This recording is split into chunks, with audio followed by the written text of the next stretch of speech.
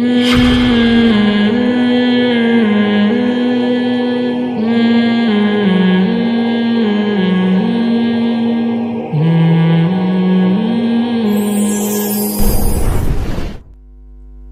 کیا ہے؟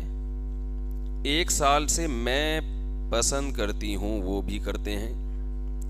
اچھا بھائی، یہ یونیورسٹی کی خواتین یا طالبات جو ہیں، یہ اگر علمی سوال پوچھیں جو یونیورسٹی کے لیول کے ہوں تو ذرا مزہ آئے گا نا۔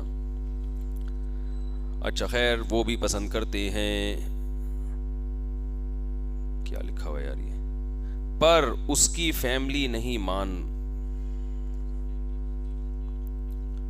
رہی ہے، ممکن۔ اچھا یہ خاتون، خلاصہ یہ نکلا کہ ڈپریشن میں ہیں۔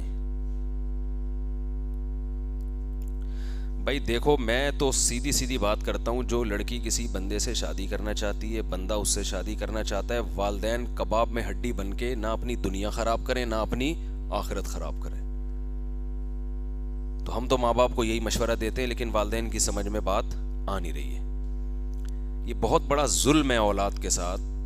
بیٹا کہیں شادی کرنا چاہتا ہے یا لڑکی کہیں شادی کرنا چاہتی ہے، اس کو خام خواہ میں روکا جائے، یہ بہت بڑا ظلم ہے، بہت بڑی زیادتی ہے۔ والدین کو اتنا حق نہیں ہے کہ وہ روکیں۔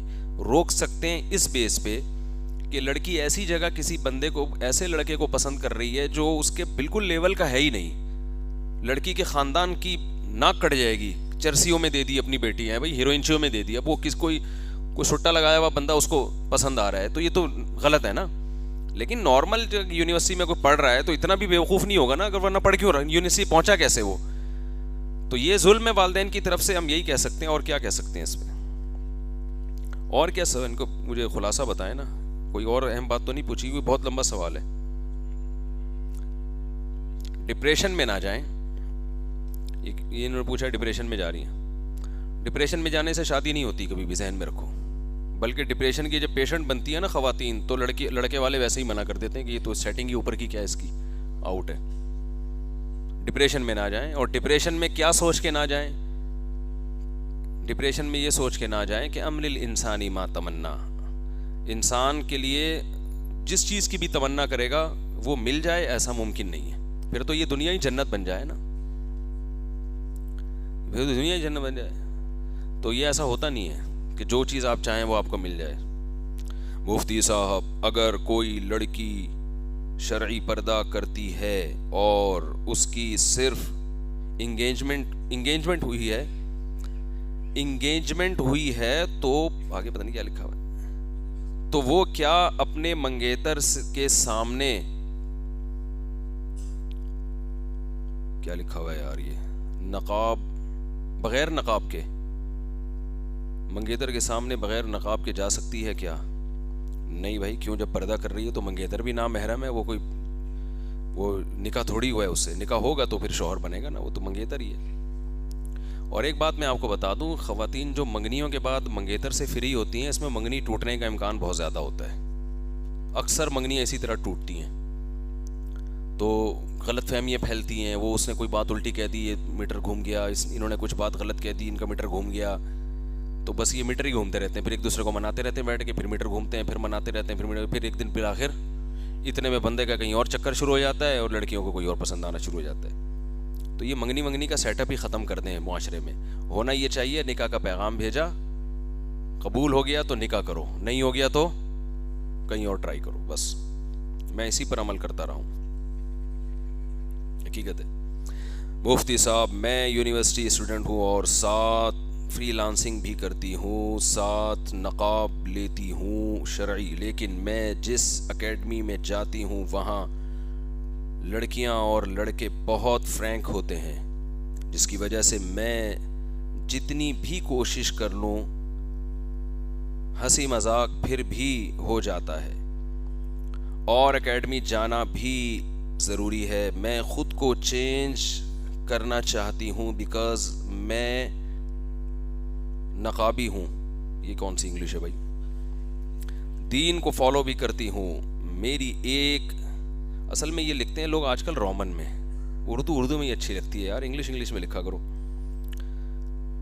میری غلطی کی وجہ سے اسلام پہ انگلی اٹھے گی، پلیز بتائیں اس کو کس طرح سولو کیا جائے. آپ تکلف سے رہیں, آپ نقاب میں جائیں, اپنے کام سے کام رکھیں, لڑکوں سے فری ہونے کی کوشش نہ کریں. تھوڑا بہت اگر کبھی فری ہو جائیں تو توبہ استغفار کریں. کبھی بعض دفعہ آدمی کوئی لطیفہ سنا دیتا ہے, کوئی وہاں کلاس فیلو, سب کو ہنسی آتی ہے, تو لڑکیوں کو بھی ہنسی آئے گی. اس میں یہ تو نہیں ہوگی کہ چونکہ وہ محرم نے سنایا تو ہم چپ کر کے بیٹھے ہوئے ہیں, اس سے جا کے فری نہ ہو. تو میرا خیال ہے کوئی اتنا مشکل کام نہیں ہے یہ. ہمارے علم میں ایسی لڑکیاں ہیں پوری ڈاکٹر بن گئی ہیں, وہ 4 سال میڈیکل کالج میں پڑھ کے ہاؤس جاب بھی کی انہوں نے, ان کا نقاب نہیں اترا, حتیٰ کہ گلوز پہن کے جاتی تھی وہ. تو میں تو ان کے تو والدین چھڑوا رہے تھے, میں نے کہا ان کو نہیں چھڑواؤ یونیورسٹی بھائی, یہ تو چلتی پھرتی تبلیغ ہیں. اب دیکھو ڈاکٹر تو بننا ہے نا لڑکیوں نے, جب علماء اپنی بیویوں کو لے کے جاتے ہیں تو وہ بھی تو چاہتے ہیں نا کوئی لیڈی ڈاکٹر سے علاج ہو, تو ڈاکٹر لیڈی ہوگی تو علاج ہوگا نا ان سے. سارے ہی لیڈے ہو گئے تو پھر یہ تو پردے کے تو بڑے مسائل خراب ہو جائیں گے.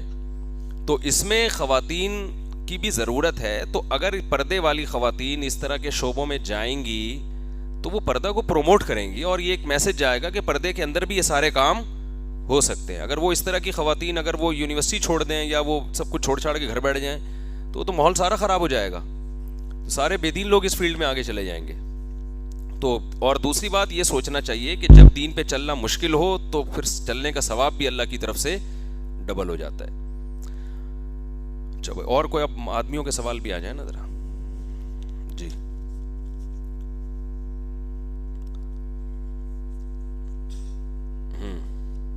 جی ارشاد. ماشاء اللہ ماشاء اللہ.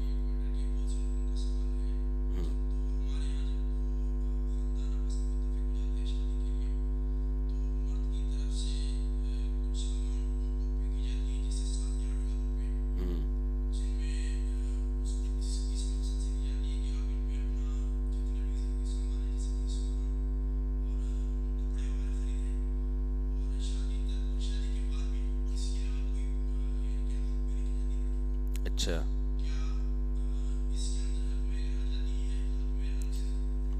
یہ بہت زیادہ ہے کوئٹہ میں, یہ انہوں نے بالکل صحیح کہا.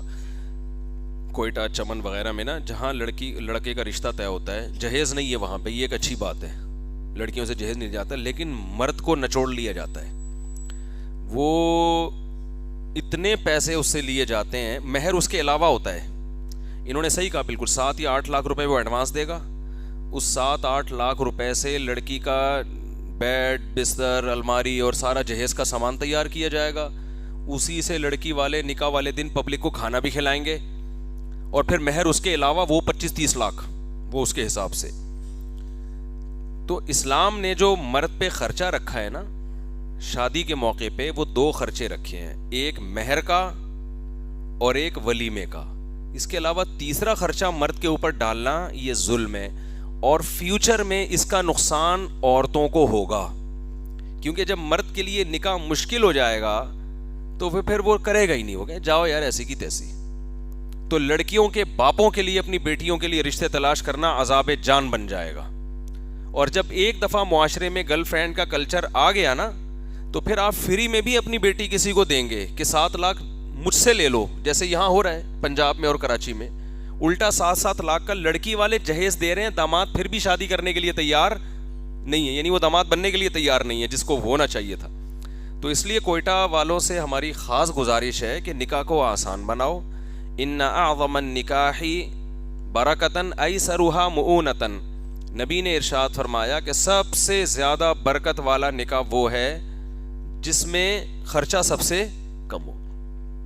اور دوسری بات یہ کہ آپ جو لڑکے سے 7 لاکھ 8 لاکھ روپے لے رہے ہو, دیکھو بندہ اگر 1 نمبر ہو, بندہ اگر کیا ہے 1 نمبر ہے, تو اتنے پیسے کس بات کے لیے جا رہے ہیں ابھی. یعنی داماد آپ کی بھی تو ضرورت ہے نا کہ آپ کی بیٹی کو کوئی اچھا شوہر مل جائے, تو آپ اپنی ضرورت پوری کرنے کے لیے اس کو اتنے قرضوں میں کیوں جکڑ رہے ہو. اور اگر وہ 2 نمبر آدمی ہے تو 7 لاکھ یا 14 لاکھ دینے کے بعد بھی وہ 2 نمبر ہی رہے گا, بلکہ بڑا 2 نمبر بن جائے گا وہ. اور جن علاقوں میں یہ لاکھوں روپے مہر لینے کی رسم ہے نا, میں کوئٹہ کی بات نہیں کر رہا, اوور آل ایک بات کر رہا ہوں, بعض جگہوں پر ایسا بھی ہوتا ہے کہ پھر لڑکی پہ ظلم ہوتا ہے. مرد کہتا ہے میں اتنے لاکھوں روپے دے کے گویا تجھے خرید کے لایا ہوں, تو پھر وہ پاؤں کی جوتی سمجھتے ہیں اس کو. وہ پاؤں کی جوتی سمجھتے ہیں. میں نہیں کہہ رہا کوئٹہ میں ایسا ہوتا ہے, لیکن بہت سی ایسی جگہوں پہ جہاں بہت زیادہ مہر مانگا جاتا ہے, اس میں پھر وہ بیوی کو بیوی والی عزت دینے کے لیے تیار نہیں ہوتے. کہتے ہیں ہمارا تو سارے جائیدادیں لٹ گئی ہیں. تو گھر بک گئے ہیں لوگوں کے, جائیدادیں لٹ گئی ہیں, روڈ پہ آ گئے ہیں پلاٹ بیچ کے. اور یہ صرف شریف لوگ یہ کام کرتے ہیں زنا سے بچنے کے لیے, ورنہ ایک عام آدمی کیا کہتا ہے, چھوڑو یار اتنی ٹینشن کی کیا ضرورت ہے. تو اس رسم کو بالکل ختم کرنے کی ضرورت ہے. اور اگر بالفرض یہ پیسے لینے ہی ہیں تو مہر کی مد میں لیے جائیں.